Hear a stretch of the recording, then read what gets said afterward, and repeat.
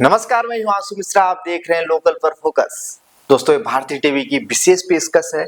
आज के अंक में आपको नोएडा की बड़ी खबरें बताएंगे, ग्रेटर नोएडा की बड़ी खबरें बताएंगे। लेकिन उससे पहले हम जानते हैं आज आपको वो कौन सी खबर बताएंगे जिन पर हम फोकस करेंगे और आप भी बड़े फोकस के साथ इस पूरे वीडियो को देखेंगे। देखिए, जो पहली खबर है वो ये है कि नोएडा में 2 जनवरी को खुलेगी देश की पहली एआई क्लिनिक। आपको बताएंगे कि इसकी खूबियां क्या है। फिर दूसरी खबर है कि नोएडा में 2025 में तेजी के साथ आबादी बढ़ी है, लेकिन सुविधाएं पिछड़ती गई। अधूरे प्रोजेक्ट से शहर की छवि पर क्या असर पड़ा है, ये आज आपको इस लोकल पर फोकस प्रोग्राम के तहत बताएंगे। वहीं 2 लाख के इनामी को ढेर करने वाली टीम में शामिल हेड कांस्टेबल को सीएम योगी ने सम्मानित किया है। आपको बता दें कि एक्सेल गैंग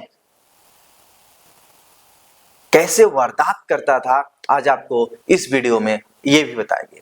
और एक बहुत जरूरी खबर है, अगर आपके घर में बच्चे हैं तो ये खबर आपके लिए है।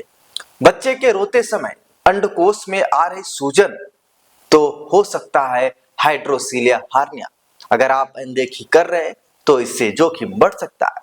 और सबसे बड़ी खबर ये आ रही है कि कूड़े के ढेर में एक लड़की की लाश मिली है। हाथ पैर बंधे थे और चेहरे पर जलने के निशान। आपको बता दें कि पुलिस चकराई हुई है, आखिर हो क्या रहा है। अब देखिए दोस्तों, इन खबरों पर हम विस्तार से फोकस करते हैं और आपको एक एक खबर के बारे में जानकारी देते हैं। देखिए, राजकीय आयुर्विज्ञान संस्थान जिम्स में देश की पहली एआई क्लिनिक 2 जनवरी को लॉन्च हो रहा है।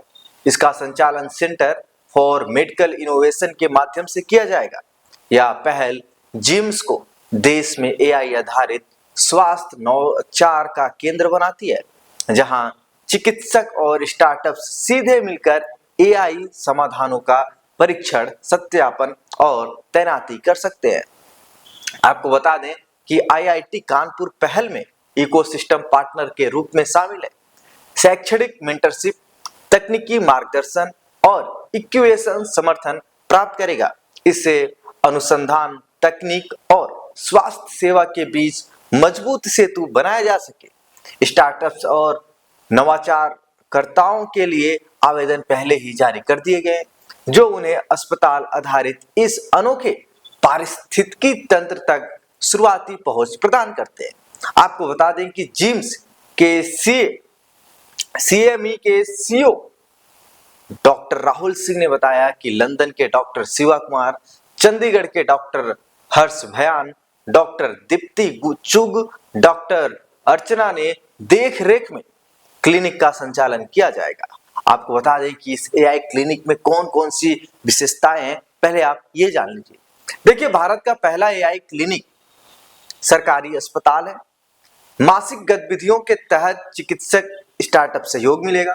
ठीक है, वास्तविक दुनिया में एआई परीक्षण और तैनाती के लिए संरचित प्रक्रिया है और चिकित्सक डेटा, रोगी सुरक्षा और नैतिक एआई उपयोग पर विशेष ध्यान दिया जाएगा। अब दोस्तों, दूसरी खबर पर फोकस करते हैं कि नोएडा में पिछले कुछ सालों से तेजी के साथ यहां पर जनसंख्या वृद्धि हुई है, लेकिन सुविधाएं बहुत पीछे हुआ। आपको बता दें, पिछले कुछ सालों में नोएडा का तेजी से विकास हुआ है। शानदार रिहायशी कॉम्प्लेक्स, बड़े मॉल, सॉफ्ट सड़कें और आधुनिक पार्क शहर की पहचान बन गए। हालांकि बढ़ती आबादी के हिसाब से अब बेसिक सुविधाओं की उपलब्धता कम लग रही है। हर पार्क, हर मॉल, हर सड़क, हर स्टेडियम यह बताता है कि शहर की आबादी सुविधाओं से कहीं ज्यादा बढ़ गई है। वीकेंड पर मॉल में भीड़ रहती है, खेल के मैदानों में बच्चों की लंबी लाइनें लगी रहती है और परिवारों को टूरिस्ट जगहों पर आराम करने में मुश्किल होती है। आपको बताते चले कि पिछले 1 साल में दिल्ली एनसीआर में आर्थिक गतिविधियों और आबादी में तेजी से बढ़ोतरी ने नोएडा को एक नई ऊंचाई पर पहुंचाया है। आईटी, रियल एस्टेट और इंडस्ट्रीज के विस्तार ने शहर की आर्थिक ताकत को बढ़ाया है, लेकिन इससे टूरिज्म, मनोरंजन और खेल जैसी बेसिक जरूरतों पर भी दबाव बढ़ा है। वहीं जो एक्सपर्ट्स हैं, उनका कहना है कि कई प्रोजेक्ट शुरू तो किए गए, लेकिन उनका काम अभी भी अधूरा है। अस्थायी टूरिस्ट डेस्टिनेशन, बड़े स्पोर्ट प्रोजेक्ट्स, ऑडिटोरियम और पब्लिक कल्चर सेंटर अभी भी सीमित है। ओखला वर्ल्ड सेंचुरी और यमुना खादर इलाके जैसे प्रोजेक्ट्स में देरी और अधूरी तैयारी इसका सबूत है। अगर ये प्रोजेक्ट समय पर पूरे हो जाते तो नोएडा न सिर्फ रहने के लिए बल्कि टूरिज्म और स्पोर्ट्स के लिए भी एक आदर्श शहर बन सकता था। क्या शहर की योजनाएं आखिरकार कागज से जमीन पर उतर पाएंगी? नोएडा के निवासियों की बढ़ती जरूरतों को पूरा कर पाएंगी? आप लोग कमेंट बॉक्स में जरूर बताएं। अब तीसरी खबर बड़े विस्तार से सुनिए, बड़े ध्यान से सुनिए, क्योंकि उत्तर प्रदेश के मुख्यमंत्री योगी आदित्यनाथ ने लखनऊ में आयोजित पुलिस मंथन कार्यक्रम में नोएडा एसटीएफ में तैनात मुख्य आरक्षी मनोज चिकारा को रविवार को सम्मानित किया। यह सम्मान एक्सल गैंग के 2 लाख के इनामी बदमाश को ढेर करने वाली टीम में शामिल होने के लिए दिया गया। आपको बता दें कि मुख्यमंत्री ने पुलिस अधिकारियों व कर्मचारियों को बेहतर कार्य करने के लिए सम्मानित किया। यह सम्मान 2022 से 2025 के छेड़ी में शामिल अधिकारियों व कर्मचारियों को दिया गया। आपको बताते चलें कि मुख्य रूप से बागपत के रहने वाले मनोज चिकारा 2011 में आरक्षी के पद पर उत्तर प्रदेश पुलिस विभाग में भर्ती हुए थे। वह वर्तमान में मुख्य आरक्षी के पद पर नोएडा एसटीएफ में तैनात है। उनकी टीम की अक्टूबर 2020 में मथुरा जिले में हाईवे किनारे मुठभेड़ हो गई थी। टीम ने एक्सल गैंग के अनिल जूथरा को ढेर कर दिया था। अनिल पर पुलिस ने 2 लाख रुपए का इनाम भी घोषित किया था।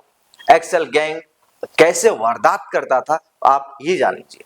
आपको बता दें कि एसटीएफ एसपी राजकुमार मिश्रा ने बताया कि हाईवे पर एक्सल गैंग के बदमाश शाम के समय पहुंच जाते थे और झाड़ियों में छुपकर शराब व नशीले पदार्थ आदि का सेवन करते थे। अंधेरा होने पर आरोपी एक्सल या कील आदि फेंककर वाहनों को रोककर चारों ओर से घेर लेते थे। इसके बाद वाहन सवारों को झाड़ी में ले जाकर लूटपाट और दुष्कर्म करते थे। विरोध करने पर आरोपी हत्या करने से भी नहीं चूकते थे और वही इन बदमाशों ने कई लोगों की जान ली थी। बुलंदशहर हाईवे पर मां बेटी से सामूहिक दुष्कर्म और परिवार से लूटपाट की घटना के बाद यह गैंग एसटीएफ समेत अन्य एजेंसियों के निशाने पर आया था। अब दोस्तों एक ऐसी खबर पर फोकस करने जा रहे हैं, अगर आपके घर में छोटे बच्चे हैं और खासकर वो लड़का है तो आपको सावधान रहने की जरूरत है।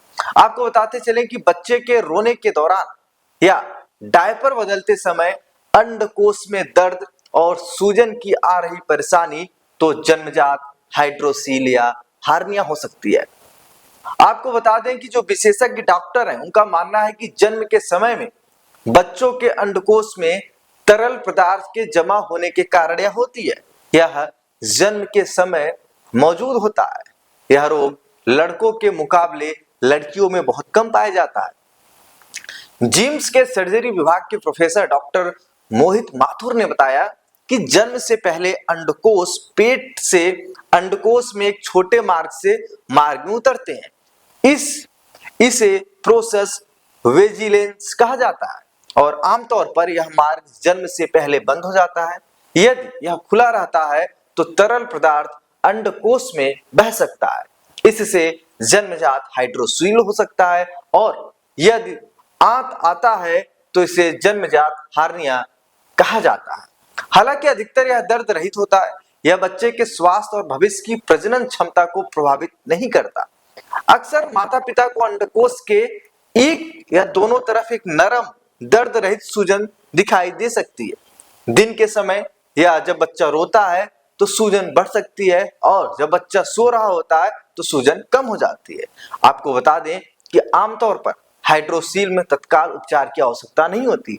ज्यादातर मामलों में जब बच्चा एक या 2 साल का होता है तब हाइड्रोसील अपने आप ठीक हो जाता है, लेकिन हार्निया के मामले में जल्दी सर्जरी की सलाह दी जाती है। आंत फंसने की संभावना रहती है। इस दौरान आकार बढ़ने के साथ ही दर्द और लालिमा के साथ पेट में सूजन या उल्टी हो रही है तो तुरंत डॉक्टरी परामर्श लेना चाहिए। इसकी सर्जरी के बाद पुनरावृत्ति को रोकने के लिए प्रक्रिया योनि झिल्ली को बंद कर दिया जाता है। सही सर्जरी होने पर इसकी पुनरावृत्ति बहुत दुर्लभ है। अब आपको बता दें कि हमारे समाज में प्रचलित इन धारणाओं से बचना चाहिए, क्योंकि जन्मजात हाइड्रोसील व हार्निया विकास संबंधी स्थिति है। यह जन्म से पहले होती है, इसके लिए कोई दवा नहीं है। समाज में कई गलत धारणाएं प्रचलित हैं, जैसे कान छिदवाना, सिक्के रखना और दागना, झाड़ फूक, इनसे बचना चाहिए। अब दोस्तों एक ऐसी खबर जिसको सुनकर पूरा नोएडा हिल गया और दहल गया, पूरा उत्तर प्रदेश इस समय दहला हुआ है। आखिर कैसे नोएडा में 1-2 महीने के अंदर दूसरी ऐसी घटना सामने देखने को मिल रही है। देखिए, उत्तर प्रदेश के नोएडा में एक युवती की लाश मिलने से सनसनी फैल गई। सेक्टर 145 स्थित डंपिंग यार्ड में बैग में बंद हाथ पैर बंधे युवती का शनिवार शाम को शव मिला। युवती के चेहरे पर आग से जलने के निशान भी थे। पुलिस ने फील्ड यूनिट टीम बुलाकर जांच की और शव को पोस्टमार्टम के लिए भिजवाया। पुलिस शव की शिनाख्त में जुटी है और वहीं पारिस्थितिक जैनों साक्ष्यों से युवती के ऑनर किलिंग या प्रेम प्रसंग में बाधक बनने के हत्या और हत्यारोपी के फैक्ट्री क्षेत्र से जुड़ा होने की आशंका जताई जा रही है। पुलिस की 4 टीम शव की जांच में लगी है और आरोपियों की तलाश में जुटी है। आपको बता दें कि नोएडा में सेक्टर 108 के नाले में सिर व हाथ कटे महिला का शव मिला था। एक बार फिर हत्या कर शव छिपाने के प्रयास ने पुलिस की परेशानी ज्यादा कर दी है। आपको बताते चलें कि नोएडा सेक्टर 145 में डंपिंग यार्ड है। यहाँ पूरे नोएडा शहर का कूड़ा पड़ता है। शनिवार शाम को यार्ड में कूड़ा छांटकर अलग करने वाले लोगों को एक बैग दिखा। जेसीबी चालक अजीत गुप्ता से उठवाने के दौरान बैग फट गया। उसमें से एकाएक हाथ और पैर बंधी एक युवती का अर्धनग्न शव मिला। युवती ने काला लोअरनुमा पैंट पहनी हुई थी। युवती के चेहरे पर जलाए जाने के निशान भी थे। यह देखकर सभी चौंक गए। शव के बारे में सुपरवाइजर नीरज को बताया गया। जेसीबी चालक व सुपरवाइजर ने मामले की जानकारी सेक्टर 142 थाना पुलिस को दी। पुलिस ने मौके पर फील्ड यूनिट व फॉरेंसिक टीम बुलाकर जांच की। टीम ने मौके से तथ्य जुटाए। आपको बता दें कि थाना पुलिस ने आसपास के थाना क्षेत्रों में फोटो समेत सूचना भेजकर जानकारी जुटा रही है। फेज 2 में हम उम्र युवती के लापता होने की सूचना के आधार पर परिजनों से शव की पहचान के प्रयास किए गए, लेकिन पुलिस को कोई सफलता नहीं मिली। आपको बता दें कि एडीसीपी सेंट्रल नोएडा ने बताया कि युवती की उम्र करीब 22 से 25 साल के बीच में है। शव की पहचान के प्रयास किए जा रहे हैं। शव को डंपिंग यार्ड तक कैसे पहुंचा, इसकी जांच की जा रही है। घटनास्थल के आसपास लगे सीसीटीवी फुटेज खंगालकर जानकारी जुटाई जा रही है। जल्द ही घटना का पर्दाफाश किया जाएगा। आपको बता दें कि हत्या कर शव को छुपाने में प्रयोग किया गया बैग फैक्ट्री या मॉल रखने में प्रयुक्त होने वाला प्रतीत हो रहा है। युवती के हाथ पैर बांधने में 4 से 5 इंच की सफेद पट्टी का प्रयोग किया गया है। यह भी औद्योगिक इकाई में प्रयुक्त होने वाले सामान की ओर इशारा करता है। युवती कद काठी हुलिया व शारीरिक बनावट के आधार पर बंगाल या बिहार की प्रतीत हो रही है। उधर डंपिंग यार्ड तक शव के पहुंचने के बारे में पुलिस की जांच में यह बात सामने आई है कि हरनंदी नदी के पास खेतों के बीच बने यार्ड से एक्सप्रेसवे की दूरी 1 किलोमीटर से ज्यादा है। यार्ड में प्रवेश करने के लिए सिर्फ एक ही गेट है। आखिर शव पहुंचा कैसे, ये बड़ा सवाल है। लेकिन दोस्तों आज के अंक में इतना ही। बने रहिए आप लोकल पर फोकस प्रोग्राम पर, क्योंकि भारतीय टीवी हर दिन आप सबके लिए लोकल पर फोकस प्रोग्राम लेकर आती है। धन्यवाद, नमस्कार, मिलते हैं अगले दिन फिर इसी टाइम पर।